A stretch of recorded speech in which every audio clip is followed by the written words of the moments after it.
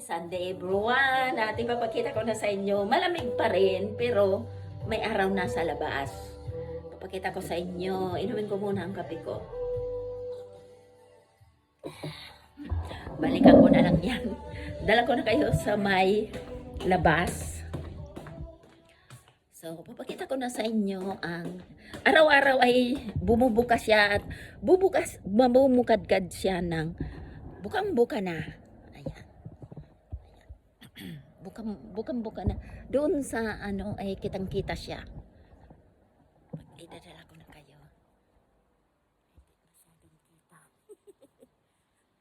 Ilibot ko na kayo sa aking garden at magagardenin na ako. Ayan, dito pala.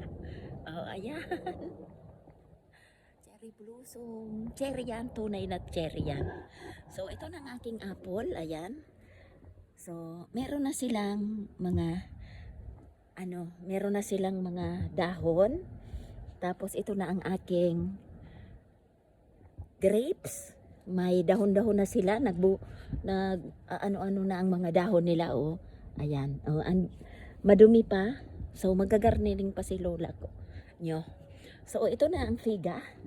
Ayan. Meron ng mga maliliit. Oh. Ayan. Nakita nyo? Meron ng maliliit. So, may mga dahon-dahon na siyang paisa-isa. Oh, magagardening na si lola nyo. Soon, very soon. At ito naman yung aking ito ang aking nuts. Ayan. Yung red ang kulay. Ayan. Yung red ang kulay, ito na. Nakita nyo, may dahon na siya. Kasabay ng dahon ay yung bunga niya, yung nuts. So, ang aking mga roses, ayan. May mga dahon na rin. At soon mayroon na yung roses. So, ayan. Dito sa may labas. Ganda ng view. Ayun, may train na dumaan, no? Train. Nakita nyo? Ganda ng view. Malamig pa. Hindi pa masyadong mainit. Pakita ko sa inyo ang view. Ayan. Malamig pa siya, nga. Nandito ako sa labas. Malamig pa siya. Pero, ayan, nakita nyo ang view. Ganda, ha? Ganda. Tadeng. Pakita ko sa inyo ang view. Tadeng. So, ayan. Maganda na naman kasi magsa-summer na. Pero ang tawag dito ay spring pa lang. Spring. Kumbaga, tagsibol. Tagsibol. Ayan, nakita nyo. May dahon na yan pula. Kung sa picture nakikita nyo yung kalbo ngayon, ay meron na. Soon. Ayan ang kapitbahay namin. Ganda. Oh. Magagarden naman ang mga ano. Ayan ang aking figa. Soon, malalaki na yan. At ang aking cherry blossom. Hindi masyadong nakikita pero sa ano, naglaba ako ng shoes. Ayan. Madumi pa, hindi pa masyadong malinis. Nakita nyo yung potato ko nandoon. Madami ng laman yan. Kasi pinabayaan ko lang. So, yan lang ang kwento ng lola nyo.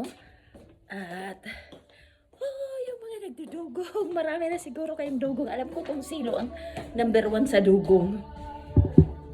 Ang galing niyang maghanap ng dugong. So, yan ang aking kwento. Ubusin ko ng kape ko. Black coffee. Naka-ready nang lulutuin ko para sa sa All Souls Day, hindi Holy Week. Diba? Magluluto ako ng bilo-bilo kasi na-miss ko ng bilo-bilo. Ayan, meron akong gabi. Meron akong kamote. Ayan. Meron akong kasaba. Ayan. Ayan ang halo ko sa bilo-bilo at bumili na rin ako ng malagkit na flour. Meron yan dito na sapak na at bumili na rin ako ng mga panghalo niyan, sago. OMG, matsuga ng lola nyo. Pero ako ngayon ay pwede na ako lumabas. So ako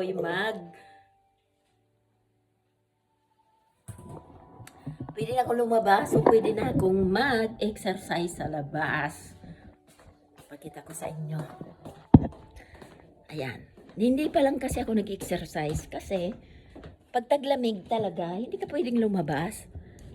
Unless ay kaya mo ang lamig. Ganun. So, matanda na si Luna, hindi pwedeng, ayan. So, ako nag-exercise na naman dahil pwede na mag-exercise. Pag nag-exercise, Luna, balik alindog. Ganyan lang. Oh, see? Pag si Lola ay nag-exercise, ay balik alindog ang Lola nyo. OMG. Madami ng chika si Lola nyo. So, yan lang ang aking chika. And thanks for watching and happy Sunday everyone. And I love you all. Bye. Dugong na kayo at maraming special sa padugong pero kailangan maka 100 plus na kayo. Okay.